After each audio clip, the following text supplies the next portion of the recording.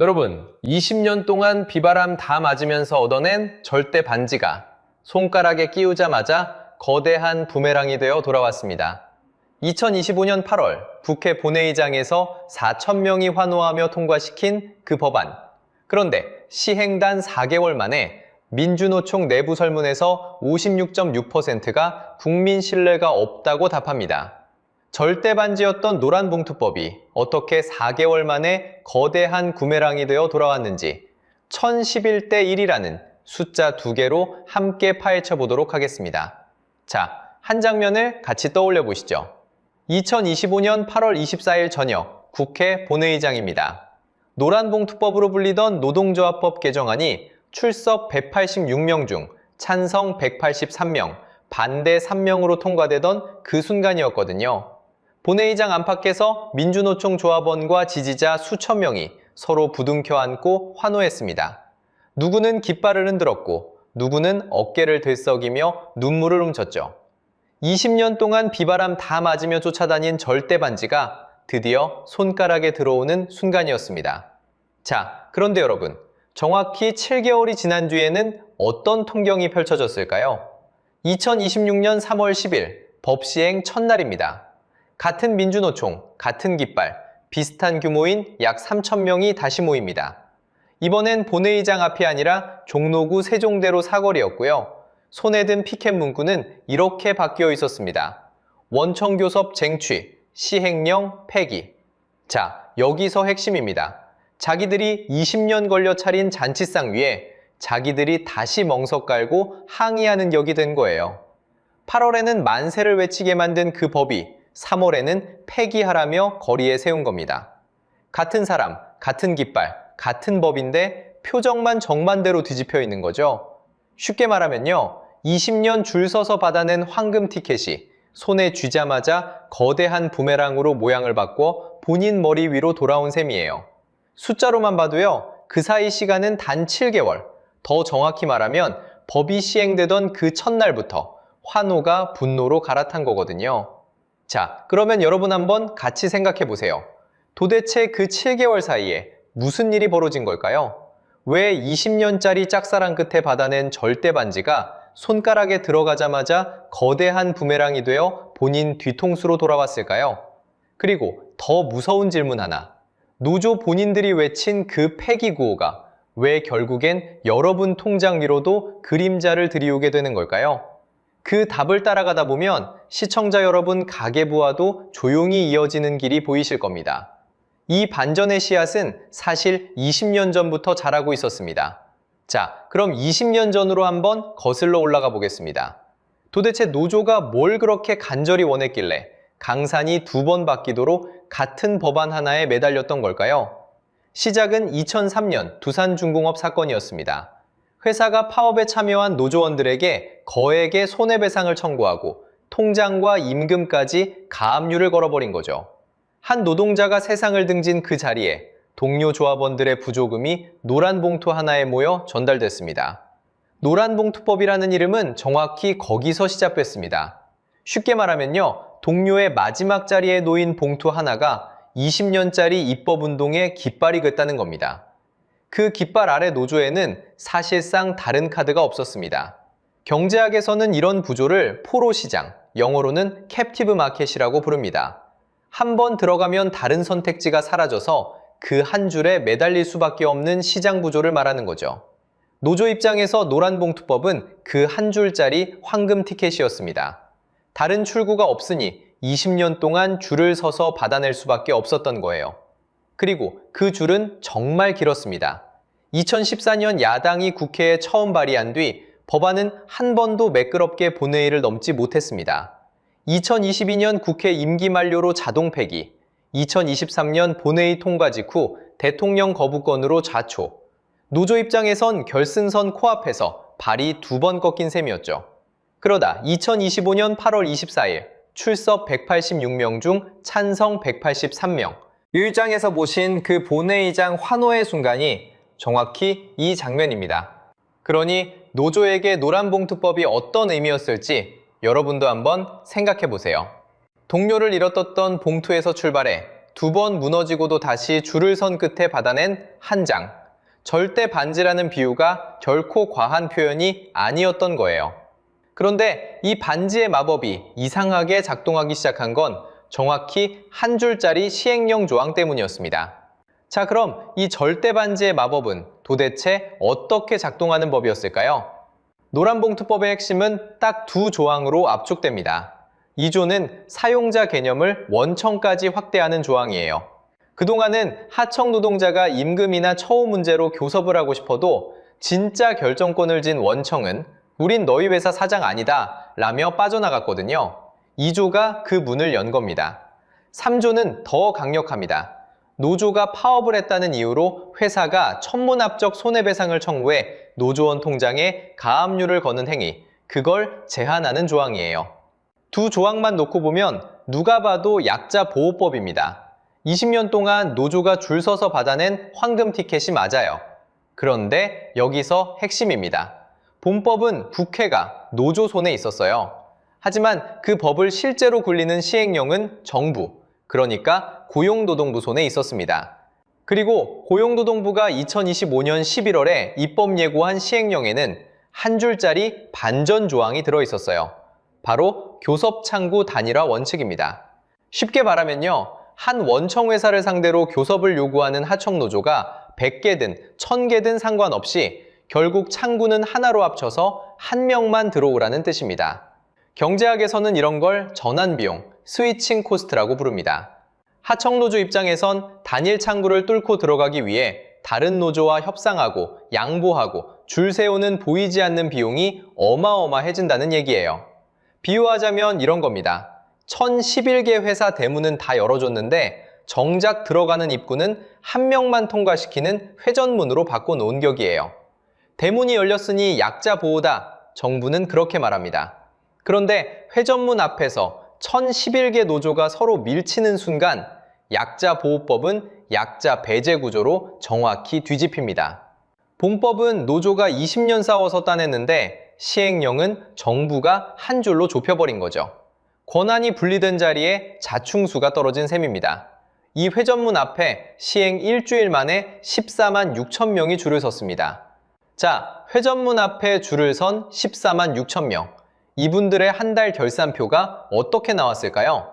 결론부터 말씀드리면 이 줄의 끝에서 정작 문을 통과한 사람은 단 한 명뿐이었습니다. 숫자로 보면요, 2026년 4월 10일 시행 정확히 한 달이 되는 날 노동부가 집계를 내놓습니다. 372개 원청 사업장을 향해 1011개 하청노조가 교섭 요구서를 던졌습니다. 조합원 수로 환산하면 약 14만 6천 명. 이게 어느 정도냐면요, 한국 중견도시 하나의 직장인 인구에 맞먹는 규모가 한 달 내내 회전문 앞에 줄을 선 셈입니다. 그런데 이 줄의 끝에서 실제로 원, 하청 직접 교섭 테이블에 앉은 곳은 어디였을까요? 전국에서 단 한 곳, 그것도 경상북도 포항에 있는 한동대학교 사립대 캠퍼스의 청소시설 노동자들이었습니다. 그 외 33곳은 절차에 들어가긴 했지만 본교섭까지는 도달하지 못했고요. 1011대 1입니다. 노조가 20년 동안 갈고 닦아 손가락에 끼운 절대 반지의 첫 한 달 성적표가 바로 이겁니다. 쉽게 말하면요, 1011발 화살을 쐈는데 한 발만 표적에 맞고 1010발은 자기 뒤통수로 돌아온 격입니다. 노조가 가장 정확하게 자기 부메랑에 맞은 결정적 증거인 거죠. 여기서 잠깐 바다 건너를 보시죠. 미국에는 NLRB라는 기관이 있습니다. 우리말로 옮기면 전국노동관계위원회. 이곳이 노조를 인증할 때 쓰는 원칙은 회사별 단순 다수결입니다. 한 사업장 안에서 과반이 손을 들면 그 회사의 노조가 곧바로 교섭권을 갖는 단순한 구조죠. 반면 한국 시행령은 1011개의 서로 다른 목소리를 단 하나의 창구로 모으라고 강제합니다. 출발은 같은 약자 보호 명분이었는데 출구는 1대 1011이라는 정반대의 풍경으로 갈라진 겁니다. 여러분은 한번 생각해 보세요.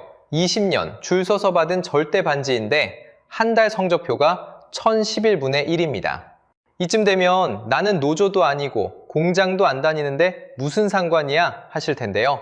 그게 바로 두 번째 부메랑이 진짜 무서운 이유입니다.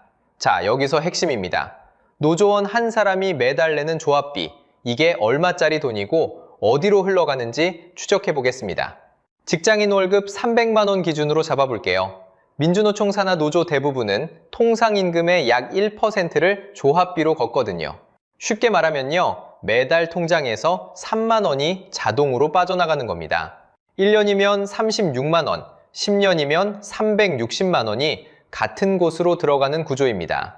그런데 이 3만 원이 어디로 가는지 단계별로 따라가 볼게요. 통상적인 노조 회비 항목 순서로 보면 먼저 산별본부 분담금이 빠집니다. 그 다음 지부 운영비가 또 빠지고요. 거기서 조직활동비, 연대기금, 정치활동비 항목으로 추가 차감이 들어갑니다. 비율은 노조마다 다르지만 본부와 지부, 활동비, 기금까지 단계별로 떼이고 나면 정작 내 사업장 교섭 테이블에 직접 쓰이는 돈은 그중 일부에 불과합니다. 매달 3만 원을 보냈는데 내 손에 돌아오는 협상 결과는 다른 1010곳과 함께 묶여 단 한 곳으로 좁혀지는 거죠. 숫자로 보면요, 시행 한 달 기준 14만 6천 명이 이렇게 매달 3만 원씩 보냈습니다. 14만 6천 명 곱하기 3만 원, 한 달이면 약 44억 원입니다. 1년이면 약 528억 원이 같은 본구 통장으로 들어가는 겁니다. 그런데 이 돈을 모아서 지난 한 달 동안 따낸 원, 하청 직접 교섭은 1011개 노조 중 단 한 곳, 한동대학교 한 군데뿐이었습니다. 결국 매달 3만 원 내서 손해주는 교섭건은 1011분의 1입니다.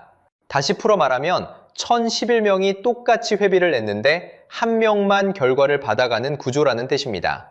한 번 더 짚을게요. 매달 44억 원이 들어가서 그달의 결실은 단 1건입니다. 이걸 경제학에서는 공유지의 비극이라고 부릅니다. 모두가 회비라는 풀을 함께 채우는데 정작 그 풀에서 물을 길어가는 건 1011분의 1뿐이라는 거죠. 14만 6천 명의 통장에서 빠진 3만 원은 그렇게 다른 1010곳을 위한 회비로 흘러갑니다. 그런데 이 부메랑은 노조원 통장만 친 게 아니라 이미 여러분 통장 위로도 날아오고 있었습니다. 자, 그럼 노조 바깥, 그러니까 평범한 직장인 입장에서 같은 시기에 무슨 일이 벌어지고 있었는지 보겠습니다. 결론부터 말씀드리면 기업들은 회전문 앞에서 줄을 서 있는 게 아니라 아예 회전문이 있는 건물 밖으로 빠져나가고 있었습니다. 기업의 회피 전략은 크게 세 갈래로 나뉩니다. 첫 번째는 도급 계약 자체를 끊는 겁니다. 매출 상위 500대 기업에서 외주 인력이 3년 새 8.2% 줄었습니다. 같은 기간 정규직은 오히려 늘었거든요. 외주만 골라서 잘라낸 겁니다. 한국GM 세종물류센터에서는 하청 노동자 120명이 한꺼번에 계약 해지 통보를 받았습니다. 원청과 직접 교섭하라고 길을 열어줬더니 그 길로 들어오기 전에 다리부터 끊어버린 격이죠. 두 번째는 무인 자동화입니다. 한국의 산업용 로봇 밀도는 직원 10,000명당 1,012대. 세계 평균이 162대니까 쉽게 말하면요, 다른 나라가 사람 100명 쓸 자리에 우리는 이미 로봇 6대를 더 깔아둔 셈입니다. 노조와의 분쟁 비용이 사람 인건비를 넘어서는 순간 기업 입장에선 사람 대신 로봇을 끼우는 게 산수로 맞아떨어지거든요. 세 번째는 공장을 통째로 들고 나가는 겁니다.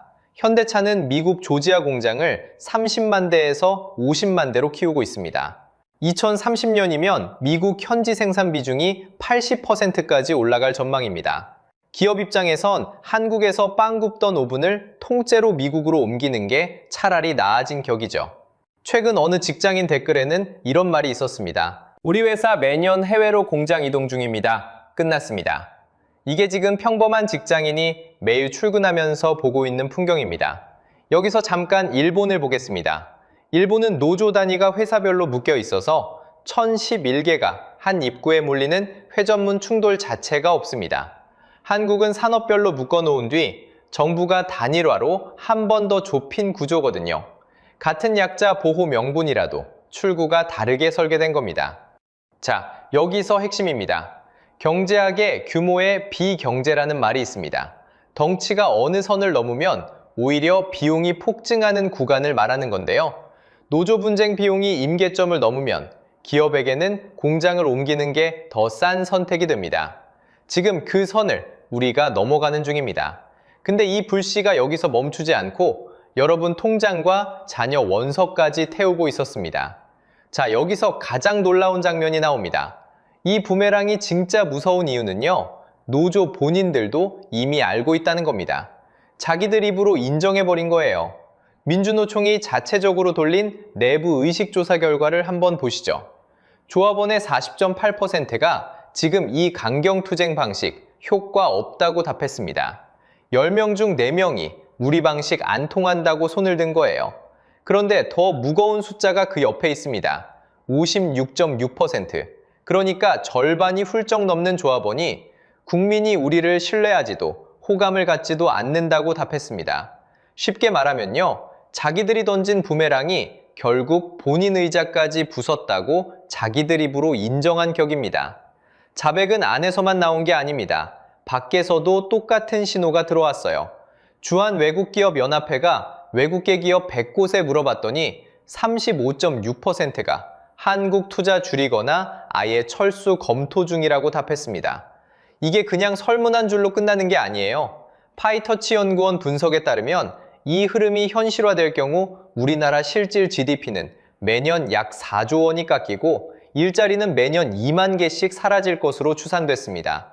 광역시 한 곳, 직장인 절반이 매년 책상을 비우는 셈입니다. 부메랑은 조직표 안쪽도 정확히 때렸습니다. 한국노총과 민주노총의 조합원 격차 한번 보세요. 2022년에는 약 2만 명 차이였습니다. 그런데 2024년 기준으로는 12만 3천 명까지 벌어졌어요. 단 2년 만에 격차가 약 6배로 폭증한 겁니다. 그 결과 민주노총은 20년 만에 한국노총에게 조합원 수 1위 자리를 내줬습니다. 절대 반지를 쥔 손이 정작 자기 조직 회원증을 떨어뜨린 거예요. 탈출 도미노도 멈추질 않습니다. 자동차 부품, 완성차 등 여러 산별 산하 지회가 빠져나가고 포스코 지회는 산별 노조에서 기업 노조로 갈아탔어요. 부메랑이 한 바퀴 돌면서 조합원 발길까지 같이 끌고 나간 셈입니다. 여기서 여러분 자리로 시선을 옮겨보겠습니다. 통장에는 연금 수익률이라는 이름의 압박이 조용히 쌓이고 자녀 원서 앞에는 줄어든 일자리라는 봉쇄선이 그어집니다. 그리고 동네 마트 영수증에는 기업이 떠넘긴 비용이 생필품 가격표 위로 슬쩍 얹혀 있습니다. 자, 여기서 진짜 핵심입니다. 이 부메랑 이야기는 아직 끝난 게 아닙니다. 지금도 시행령 재개정 협상이 노정 사이에서 진행되고 있거든요. 노조 측은 교섭창구 단일화 조항을 빼달라고 정부에 공식 요구하는 중이고 정부는 산업 현장 혼란을 이유로 신중 검토 입장입니다. 받아들여지면 부메랑은 한 번 더 돌아올 가능성이 큽니다. 시행령 한 줄 바뀐다고 1011대1 숫자가 뒤집히지는 않거든요. 더 큰 문제는 이 패턴이 한국노총에서도 그대로 재현될 수 있다는 점입니다. 양대 노총 격차가 12만 3천 명까지 벌어진 지금 똑같은 회비 1%가 어떻게 쓰이는지는 아직 검증되지 않았습니다. 그래서 해결책을 짚어보면요, 크게 3가지입니다.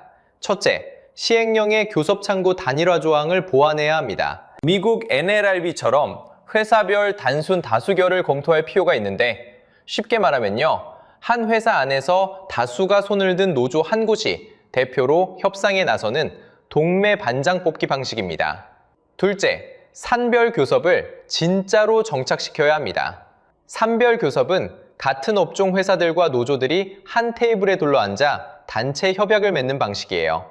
1011개로 쪼개진 분할 구조 자체를 재편해야 부메랑이 멈춥니다. 셋째, 노사정, 사회적 대화 거버넌스를 회복해야 합니다.